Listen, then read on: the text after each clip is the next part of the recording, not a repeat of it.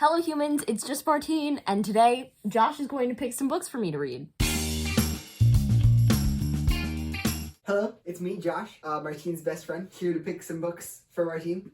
I'm gonna pick one from these piles and two from that bookshelf over there. I'm gonna do this kind of just feeling it out, you know? Like, what looks good, you know? Here goes. I'm giving myself criteria for what qualifies a good book as I go. I'm once again feeling the letter E.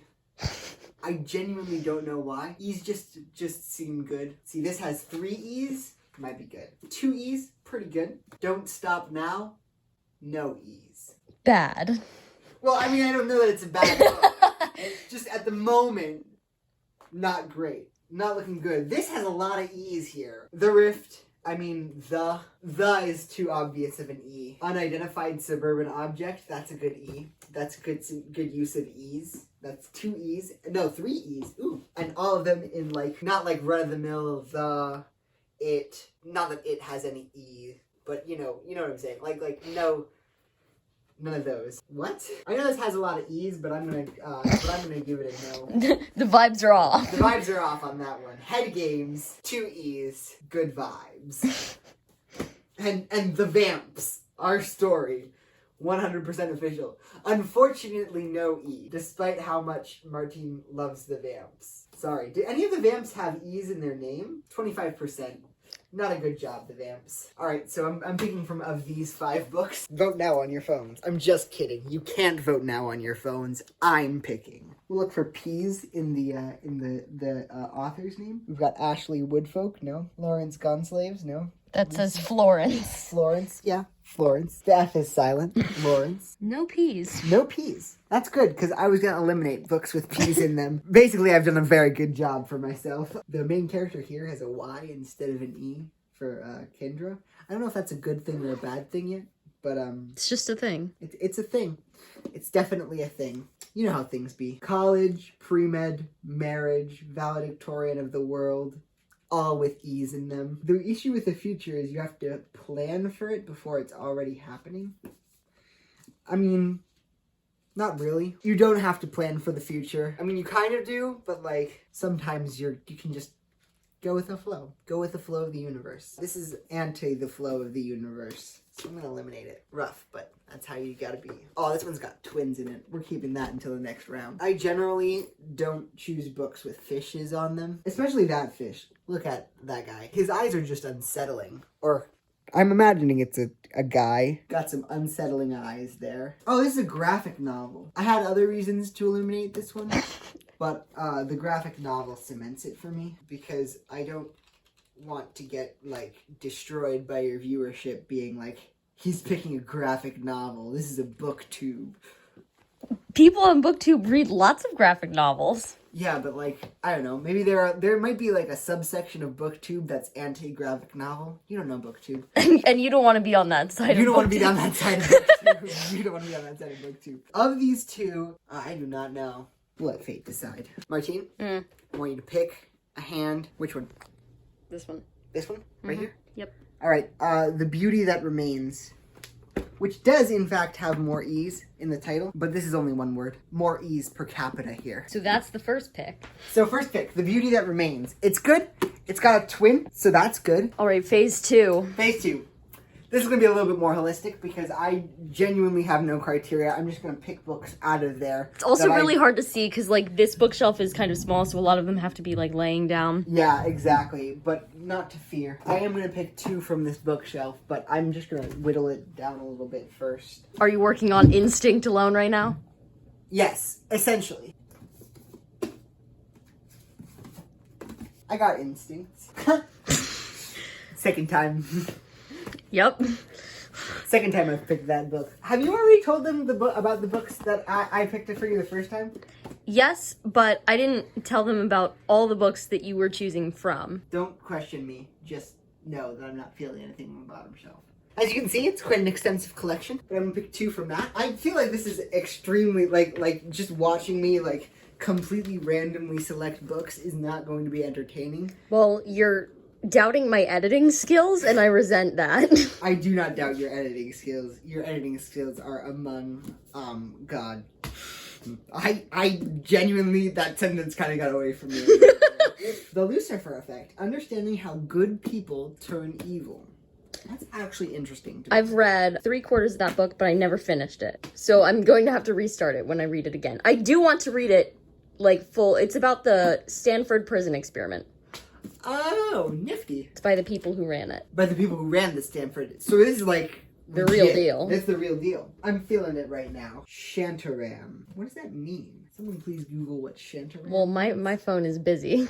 Hang on. It's just this novel. Did this guy literally just make up a word? Google Translate. Google Translate's not able to detect language. This guy literally just made up a word, maybe, possibly. But they were born in Melbourne, Australia. So, that holds some clout. I'm not going to say no, but I am going to put it in a maybe pile, which probably means that it's going to be weeded into the no pile. But the Shifter.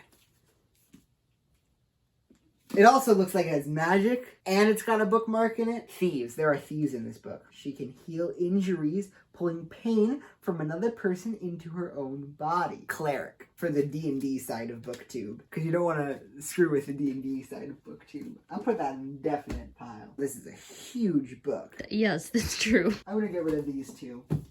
Because any author that makes up his own word is full of himself. Just a little bit. And if he didn't make up his own word, then I'm truly sorry. And I'll come back and pick it again. You know, it sucks that Walt Disney is not going to go another round. Being here, feeling its energy, and feeling how thick it is, I kind of don't want you to read it. So far, my choices have gotten 4.5 and 5 stars, so I'd like to maintain that level of quality. Yeah, absolutely. And I'm choosing 2 from these 4 books. These ones are going back because while my instincts are good, they're not always 100%. They're just not the style that you're looking for this time around.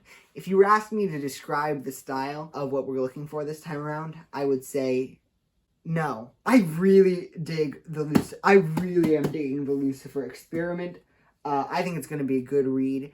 I don't think it's going to be a joy, read, though. I don't think it's, something that you would read, fiction for fun kind of a thing. The fact that you didn't finish it the first time is not a good sign. It's just a difficult read. I am tempted not to choose it. Well, you've already chosen it. But I've already chosen it, so it's too late now. I'm fascinated. I mean, this looks interesting to me, because I'm a doubter. I know I've just come in here and said this one, and this one, and, am pulling some BS to pick. I am in fact a doubter. I doubt myself quite a lot. That's why I do some things holistically, because if I don't, it will take me years. And this mesmerizing novel, ooh, it's a mesmerizing novel. Born with an Unusual Mind. Tell me more. These both genuinely interest me, and I don't know that they interest Martine. I've read them out loud to Martine, and I'm sure Martine secretly has one in her mind that is like, I want him to pick this, please let him pick this one. But it's not your choice, it's my choice. Got him. I'm gonna choose Doubter's Almanac.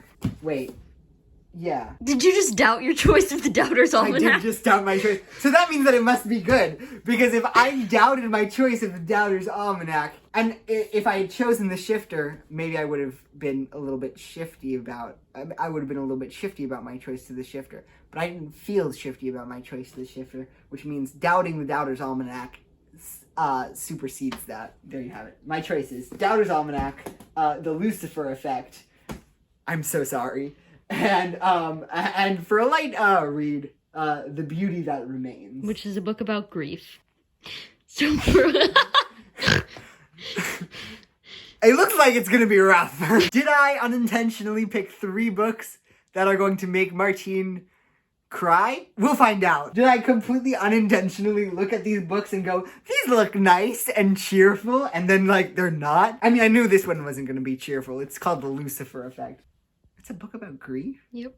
But when tragically... I should have read the second paragraph there. But it's got some good representation, so I think it'll be, bittersweet. That's what I'm going with. Okay, so I'm going to tell you guys what I think of the choices that Josh made without having read them, what I was thinking as I was filming the process. I tried to keep my face neutral. I don't know if I succeeded. I couldn't see your face behind the camera. Perfect. Job well done. So the first one that you're handing me is Doubter's Almanac, and you were between this and the Shifter, right? Yeah. And you said... Martine is secretly hoping that I pick one of these. Yes, and you were right. I wanted this one. holistic. So I'm excited to read it. I think I'm going to really like this one. So, good choice. Got him. Ah, yes, my light book. Yes, for a light cool down. So out of the 3 that you chose, this is the one that I acquired most recently. I bought it a couple of weeks ago at the Dollar Tree. I've been wanting to read it so badly ever since, but I didn't have a particular reason to read it. But I was planning on reading it soon anyway, in spite of not having a reason to read it. But now I have a reason to read it, so I can read it all the sooner. Good job. Nailed it. This one was kind of out of left field for me. Won't lie to you. It's quite a long book, and the pages have a lot of words on them each. Like, the font is pretty small. But I do need to get around to actually finishing this book. So that's good. I mean, we talk about the Stanford Prison Experiment in my classes all the time. And yet, when I acquired this book and when I first attempted to read it, it was before I started university. So I had never heard of the Stanford Prison Experiment before. Now I'm mentally prepared to go into this book knowing exactly what happens during the Stanford Prison Experiment and how awful it will be to read about. You always pick at least one nonfiction that you're, like, really drawn to. Like, the Walt Disney one coming up a second time was... I don't know why my nonfiction books always give you the right vibe to, like, pick them, because that's almost never where I look. Like, I like nonfiction well enough. I just never reach for it. If you're asking me how I decided to choose those books, I didn't. I never reach for them, so it's good when somebody else tells me to read it, basically, because then I'll actually read it. Because, you know, what would be worst case scenario is if I read, like, all my fiction books and then I'm only left with nonfiction books that I have to read on my shelf, so I might as well read some nonfiction, and this is going to be a really good one. So, random, but it's going to be good, so. Yeah, I'm glad. This is the last you'll be hearing from Josh in this video, because the rest of it is up to me to read these books and tell you what I'm thinking. So say goodbye. Bye, everyone. It was nice meeting you. Meeting you. It was nice meeting you. That's my sign off now, from now on. It's nice meeting you. Yep. I'm halfway through The Beauty That Remains. I'm in pain. My best friend always has to pick at least one book about grief. Anyway, this is from 3 perspectives. The perspectives of Autumn, Logan, and Shay. Autumn has lost her best friend. Logan has lost his ex-boyfriend. And Shay has lost her twin sister. In that order, it was car accident, suicide, cancer, all very close together in time. They all have the same connection through this one local band called Unraveling Lovely that Shay and her twin sister Sasha used to manage. Autumn was like a groupie for because her best friend's brother and her love interest was the drummer, and then Logan was the lead singer. They all have this connection through this band that is no more. They're all grieving. It all hurts. Especially Shay's chapters about losing her twin. My mind is just trying to remain numb right now while reading it to protect me from the feelings. So... But I'm loving it. It's so well done so far. It's just really painful. I finished The Beauty That Remains. I'm giving it 5 stars. And the only way to describe how I'm feeling right now is like I keep just staring off into the distance and not thinking anything. It was really, really well done. Each of the main characters was handling grief in their own way, and each of them learned to work through it in their own way. Like, there wasn't the same solution for all of them, which was nice. I liked all of the perspectives for different reasons. Shay's perspective got to me the most because the person that she lost was her twin sister. Autumn's perspective was a lot about the feelings of guilt and blame after somebody dies.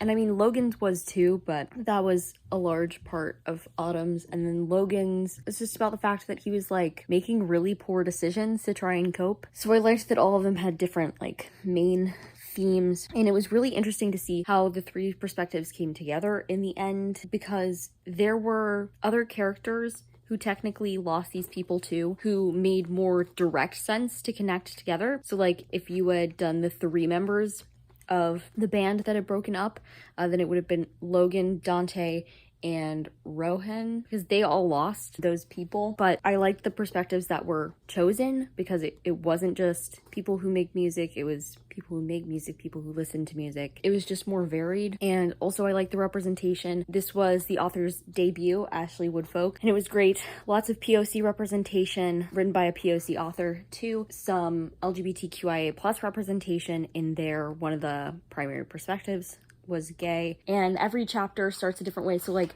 Shay's chapters usually start with her twin sister Sasha's album reviews of different music albums. Autumn's chapters typically start with the emails that she's writing to her best friend Tavia. Logan's chapters start with the title of a different one of Bram's YouTube videos. Very creative, the way it all happened together. Very, very well handled. The secondary characters, they made some mistakes. They weren't perfect, but they really cared about the main characters in the end, and that's what made them perfect secondary characters. So all in all, this first book has been a major success. And just so you know, I have been slowly making my way through The Lucifer Effect. I'm on page 56, just reading a little bit at a time since it's a chunkier one, and the writing is so small on these pages. I'm still in the portion that I've read before, but it's still good, and I'm appreciating the recap. I have now officially passed the place in The Lucifer Effect that I'm pretty sure I've read to before.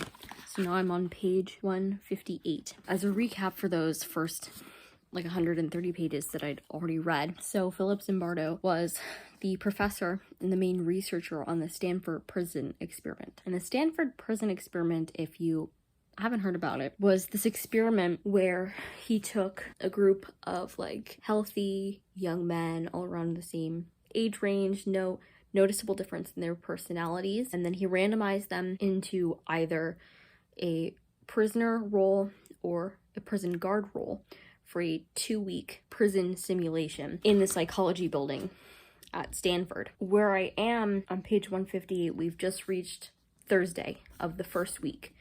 But this experiment never made it through the actual full timeline that they were supposed to do. It was supposed to be a 2-week experiment. I'm not really at the part that describes exactly why they finally decided that they had to call it quits, but basically everything fell apart. It was way more realistic than they were anticipating.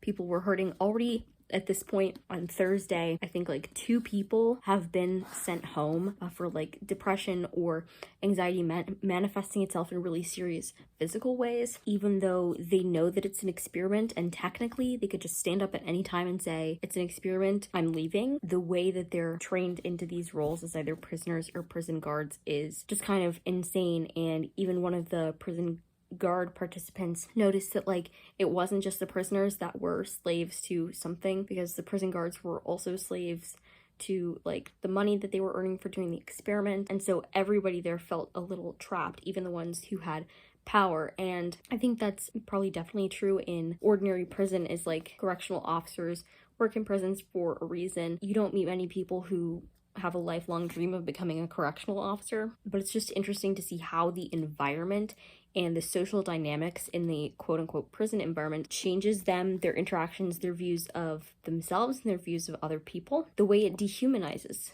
the prisoners, and what effect that has on the prisoners' state of mind and their physical health. So it's really good so far. I forget how old I was when I first tried to read this book, but as I mentioned in our intro, it was before I went to college, and I think it was just too hard for me to read at the time. It's still a difficult read, but I've looked at the Stanford prison experiment in some of my classes. I've looked at other experiments that spun off the rails or found really terrible things, read about real life examples of people in prisons and crimes happening and stuff. And so all in all, I feel like I cope better with reading those things now than maybe I could have in the past, just because I've gotten more used to it over time. But I think it is a really difficult read, and if you're ever interested in this book, you have to go in knowing that. In my view, if you try to detach yourself from what's happening in the Stanford prison experiment, if you don't try to empathize, if you don't try to imagine how you might feel in that situation, then you entirely lose the point of the experiment. And so there are moments when I am detaching myself,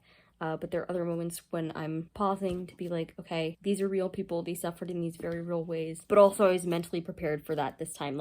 I picked this up on a total whim from a bookstore when I first bought it. I saw it, I was ooh, that looks interesting, what's it about?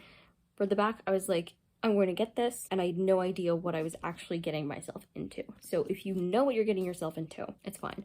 Now I've talked for way too long for somebody who still has so much of the book left to read. That's my update for now. I'm enjoying it. It's a difficult read, but like a really well done one. All right, it's July 25th, and last night I finished A Doubter's Almanac. I ended up giving this 3.5 out of 5 stars. To clarify, that is not a bad rating at all. I think for a while it would have been 4 stars, except it just was so long, and it's a slower book, which is totally fine. I like slower books, but sometimes it's really difficult when it's a slower book and it's a longer book. On Goodreads, my average book is around 300 pages or something, so this was significantly above that in some ways. There's one kind of plot twist about 1/3 of the way into the book that I think added to the reading experience, and I don't necessarily want to share it. It's not like a huge like plot twist, but just a twist of some kind, but I enjoyed it and I liked how that contributed to the story. It's interesting to see the life of the main character of this, Milo, from the very beginning to the very end. So it spans the 7 decades of his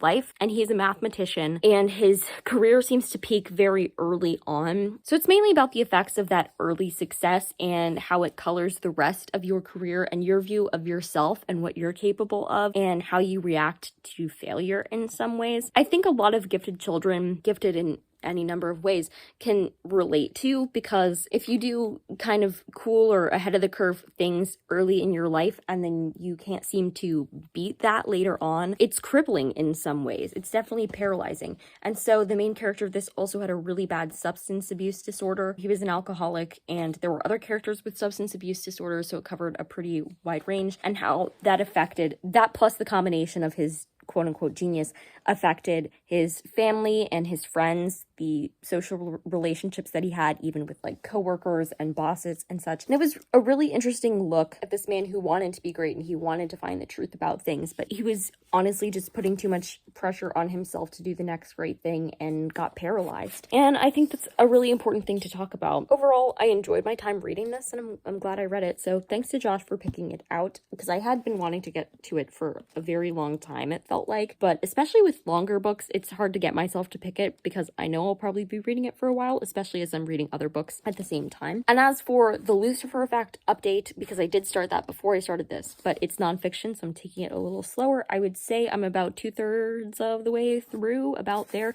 and hope to finish it in the next 1 to 2 weeks. So that's where I'm at. Oh, also, I wanted to say for the Doubter's Almanac, one of the coolest things about the whole book was how much mathematical research went into it. Like, the discussion of mathematics was great, and of course I didn't understand like any of it, way above my pay grade. I think it was awesome that the author, who's like not a mathematician, he did all this research and he got people to check it, and he just did a great job writing characters who like lived and breathed mathematics. So that was really well done and researched. It may have taken me an entire month, but I did end up finishing The Lucifer Effect, and I gave it 4.5 out of 5 stars. Here are my thoughts. I thought the deep dive into exactly what happened during the Stanford prison experiment was very thorough and interesting. Don't go in if you want like an overview of it. It goes like almost moment by moment of like pretty much everything that happened. The initial look at the Abu Ghraib like prison situation was very interesting and well done.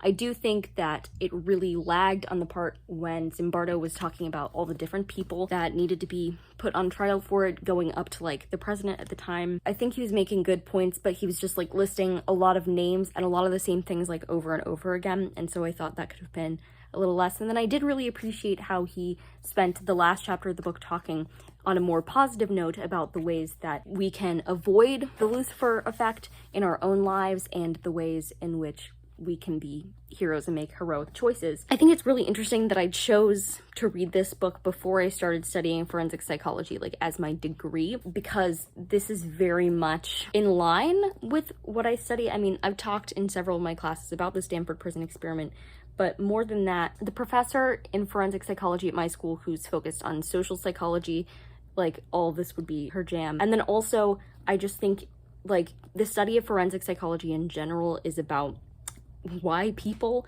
do things that we as a society deem bad or punishable. And this takes it a slightly different step further, where it's not about what society does or does not say is wrong, but instead morally what is or is not wrong or terrible to do to other people, especially when you're talking about like really heinous crimes like the ones involved in this book. I definitely think they line up. Anyway, so I just thought that was interesting, and there was actually a student reading this before class in like one of my first few weeks in my program, so definitely a popular read around these parts. I am glad that Josh picked this so that I had to read it, because I'd been meaning to read it for so long. I just needed the motivation to do it, and so thanks, Josh. In total, I read 3 books for this. I read The Beauty That Remains, I'm pretty sure it's called. I gave that 5 stars. I read The Lucifer Effect, 4.5 stars, and then A Doubter's Almanac, which was 3.5 stars. So all around, very successful. Thank you so much to Josh for agreeing to participate and help with this video. And you did good. You chose some really good and interesting books and quite a mix, so I'm very pleased with that and how this turned out. If you liked this video, go ahead and give it a big thumbs up and comment down below, would you ever let your best friend choose your TBR? And subscribe for more reading, writing, and college lifestyle content. And until next time, bye humans, bye!